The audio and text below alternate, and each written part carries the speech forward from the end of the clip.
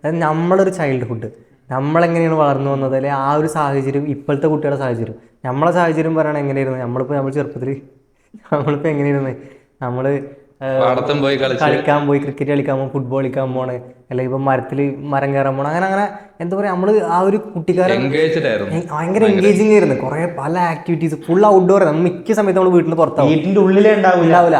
നമ്മൾ ചോറ് തിന്നാൻ വേണ്ടി വഴുകി വരും, അല്ല അങ്ങനെ ഇരുന്ന്. ഞാൻ ഇപ്പോൾ അടുത്തൊരു മീം കണ്ടിരുന്നു, ഞാൻ ഓർക്കുന്നത്. അത് പണ്ട് അമ്മമാരെന്നൊക്കെ പറഞ്ഞാൽ കുട്ടികളെ തിരിച്ച് വീട്ടിലേക്ക് വിളിച്ചുകൊണ്ടിരിക്കുക, അതായത് വഴുകി പോയി വീട്ടിലേക്ക് വിളിച്ചുകൊണ്ടിരാണ്. ഇപ്പം അതൊരു മീം പോലെ കാണിച്ചതാണ്. അത് ഇപ്പോൾ എന്ന് പറഞ്ഞാൽ തിരിച്ച് കുട്ടികളെ വീട്ടിൽ നിന്ന് ഇതാക്കുക, അതായത് മൊബൈൽ പിടിച്ചിരിക്കുന്ന കുട്ടികളെ വീട്ടിൽ നിന്ന് പുറത്താക്കാനാണ് അമ്മമാർ നോക്കുന്നത്.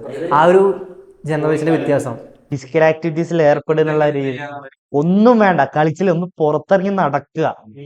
അന്നത്തെ ഗെയിമുകൾ, അന്നത്തെ നമുക്ക് അറിയുന്ന ഗെയിമുകൾ ഇഷ്ടം പോലെ ഗെയിമുകളുണ്ട്. ഇപ്പം നമ്മൾ എക്സാമ്പിൾ പറയുകയാണെങ്കിൽ മറ്റേ കള്ളനും പോലീസ്, അതേപോലെ തന്നെ നമുക്ക് കൂടി ഇരുന്ന് കളിക്കാൻ പറ്റുന്ന ഇഷ്ടം പോലെ ഗെയിമുകൾ, കുട്ടിയും കോലും. കുട്ടിയും കോലും, അങ്ങനെ അങ്ങനെ ഇഷ്ടം പോലെ ഗെയിമുകൾ. പിന്നെ അതേപോലെ തന്നെ ഇപ്പോൾ കസിൻസ് കൂടുമ്പോഴുള്ള ഗെയിമുകൾ പലതരം. ഇപ്പം നമ്മൾ തന്നെ പോട്ടെ, അന്താക്ഷരി, അങ്ങനെ ഇഷ്ടംപോലെ ഗെയിമുകൾ ഒരു ഭാഗത്ത്. പിന്നെ ക്രിക്കറ്റ്, ഫുട്ബോൾ, അങ്ങനത്തെ സ്പോർട്ട് കുറച്ചും കൂടി ഒന്ന് ടീം ഗെയിം വെച്ച് നോക്കും, കുറേ അങ്ങനത്തെ ഗെയിമുകൾ. അങ്ങനത്തെ ഗെയിംസ് കളിച്ചാണ് ഈ സോഷ്യൽ ആയിട്ടുള്ള സ്കിൽസ് ഡെവലപ്പ് ചെയ്യാൻ തന്നെ തുടങ്ങിയത്. പിന്നെ ഭയങ്കരമായിട്ടുള്ള എന്താണ് പറയുക, മൈൻഡ് എൻഗേജ് ചെയ്യുന്ന ഒരു ഗെയിമുണ്ട്. ഇപ്പോൾ എനിക്ക് ഓർമ്മ ഗെയിം പറഞ്ഞാൽ ഒരു മൂന്ന് കല്ല് നീക്കി കളിക്കുന്ന ഒരു ഗെയിം. അതൊക്കെ പറഞ്ഞാൽ നമ്മളിങ്ങനെ ബ്രെയിൻ ടീസ് ചെയ്യുന്ന ഗെയിമുകളാണ്. അപ്പോൾ അതുപോലത്തെ ഗെയിമുകൾ, അങ്ങനെ ഇഷ്ടംപോലെ ഗെയിമുകൾ ഫിസിക്കലായിട്ട്. പിന്നെ മറ്റേ ഒരു കല്ലെടുത്ത് മോളിക്കുക, അങ്ങനെ അങ്ങനെ അതിനൊക്കെ കോൺസെൻട്രേഷൻ വേണം. അപ്പം അതുപോലെ കുറേ പല രീതിയിൽ നമ്മുടെ ബ്രെയിൻ പല രീതിയിൽ ട്രെയിൻ ചെയ്യിപ്പിക്കണം. അതായത് നമ്മളൊരു ബ്രെയിനിൽ ഇപ്പൊ റിലവൻസിന്റെ കാര്യം പറഞ്ഞപ്പോൾ അതിലും റിലേറ്റഡ് ചെയ്താൽ തോന്നുന്നു. കാരണം നമ്മുടെ ഒരു ബ്രെയിനിന്റെ വർക്കിംഗ് എന്ന് പറഞ്ഞാൽ, ഫോർ എക്സാമ്പിൾ ഈ കുട്ടികളുടെ ഒരു ഇത് പറയുമ്പോൾ അവരുടെ ബ്രെയിൻ അപ്പോൾ ഭയങ്കര ആക്റ്റീവ് ആയിട്ടുള്ള ഒരു ടൈമാണ് എന്ന് പെട്ടെന്ന് ക്യാച്ച് ചെയ്യാൻ പറ്റും. കാരണം ബ്രെയിന് പറയുമ്പോൾ അതിന് നല്ലതേതാ ചീത്തതേതാ തിരിച്ചറിയാനുള്ള കഴിവില്ല, നമ്മൾ ട്രെയിൻ ചെയ്യിക്കുന്നതാണ്. അതാണ് ബ്രെയിൻ മനസ്സിലാക്കുന്നത്. അപ്പൊ നമ്മൾ ആ ചെറുപ്രായത്തിന് നല്ല രീതികൾ ട്രെയിൻ ചെയ്ത് അതേപോലെ കൊണ്ടുവന്നാൽ അത്രയും ബെറ്റർ ആയിരിക്കും. അതിനു പകരം ജസ്റ്റ് റീൽ സ്ക്രോൾ ചെയ്യുന്നു, ഡാൻസ് കളിക്കുന്നു, അതിടുന്നു, ഭയങ്കര നെഗറ്റീവ് ആയിരിക്കും. നമുക്ക് എടുക്കുമ്പോ പാരൻസ് കാണുമ്പോ ഫണ്ണല്ലേ, പക്ഷെ അത് ഭാവിയിൽ ഭയങ്കര എല്ലാവരും ചെയ്യുന്നല്ലേ എന്നുള്ള രീതിക്കാണ് ഇപ്പോഴും കാണുന്നത്. പക്ഷെ അതിന്റെ ഒരു ലോങ് ടൈം ആയിട്ടുള്ള എഫക്റ്റ് ആരും ശ്രദ്ധിക്കാതെ പോവാ.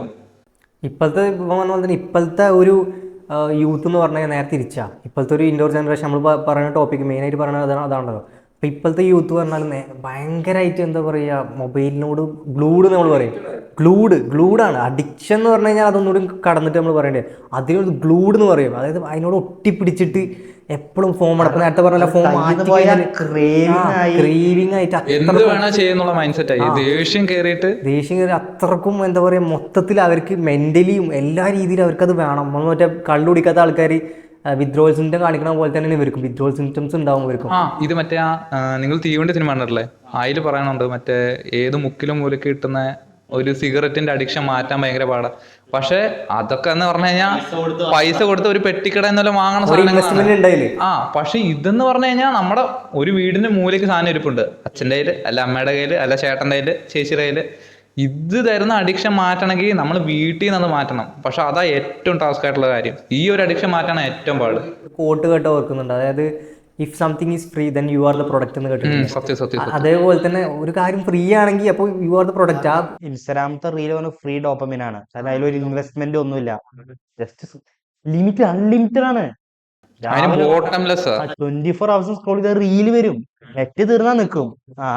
നെറ്റ് തീരാന്ന് പറയുമ്പോൾ നമ്മൾ പറയണെന്ന് പറഞ്ഞാൽ നമുക്കിപ്പോൾ ഫ്രീ വൈഫൈ തരുന്ന കുറേ സ്ഥലങ്ങളുണ്ട്. ഇപ്പോൾ മറ്റേ ബസ് സ്റ്റാൻഡ് അവിടെ പോയി കഴിഞ്ഞാൽ നമുക്ക് എന്താ ഫ്രീ ആയിട്ട് ഇത് യൂസ് ചെയ്യാൻ പറ്റും. അല്ല അത് നോക്കുകയാണെങ്കിൽ എന്താണ് അൺലിമിറ്റഡ് ആണ്. ഒരു രീതിയിൽ നോക്കുകയാണെങ്കിൽ, ഒരു ആസ്പെക്ട് വെച്ച് നോക്കുകയാണെങ്കിൽ അൺലിമിറ്റഡ് ആണ്. അപ്പം എങ്ങനെ നോക്കിക്കഴിഞ്ഞാലും ഔട്ട്ഡോർ ആക്ടിവിറ്റീസിൽ നിന്ന് കംപ്ലീറ്റ്ലി റിസ്ട്രെയിൻ ചെയ്തിട്ടുള്ള ഒരു ജനറേഷനാണ് ഇപ്പോൾ വളർന്നു വരുന്നത്. ഔട്ട്ഡോർ ആക്ടിവിറ്റീസ് നമ്മൾ നേരത്തെ പറഞ്ഞ പോലെ ഫുട്ബോൾ, ക്രിക്കറ്റ് അങ്ങനത്തെ ആക്ടിവിറ്റീസ് ഒന്നുമില്ല. അതേപോലെ തന്നെ ഒരു രീതിക്കുള്ള അങ്ങനത്തെ ഒരു ആക്ടിവിറ്റീസും ഇല്ല.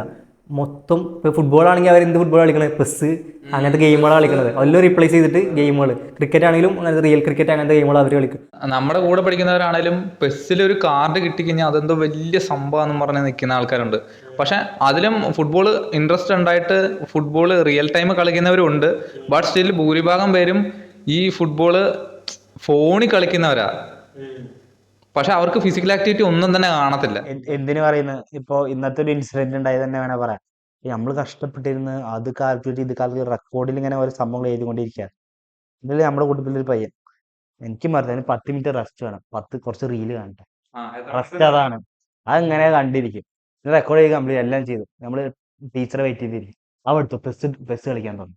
വെറുതെ ഇരിക്കാൻ പറ്റുന്നില്ല അവന്. അതാണ് ജസ്റ്റ് നമ്മളിപ്പോൾ ജസ്റ്റ് ഒരു എക്സ്പെരിമെൻറ്റ് പോലെ ചെയ്യാമെന്ന് വിചാരിച്ചോ.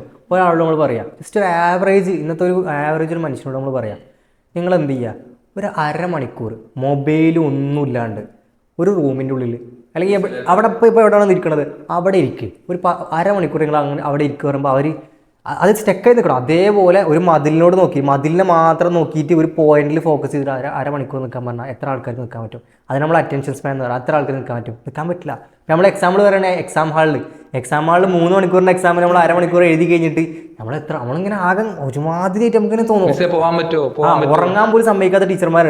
ഉറങ്ങാൻ സമ്മതിച്ചിട്ടില്ലെങ്കിൽ പോയി, ഉറങ്ങാൻ സമ്മതിച്ചിട്ടില്ല പിന്നെ നമുക്കുള്ള ആകെ ഓപ്ഷൻ തന്നെ എന്തായി, ബോറടിച്ചിട്ട് നമ്മളിങ്ങനെ പുറത്തുള്ള നേച്ചർ. സത്യം പറഞ്ഞാൽ അതൊരു എക്സാമ്പിൾ വളരെ വളരെ നല്ലൊരു സംഭവമാണ്. ബോറടിച്ച് നമുക്ക് എന്തെങ്കിലും പഠിച്ച് എവിടെയെങ്കിലും കത്തും.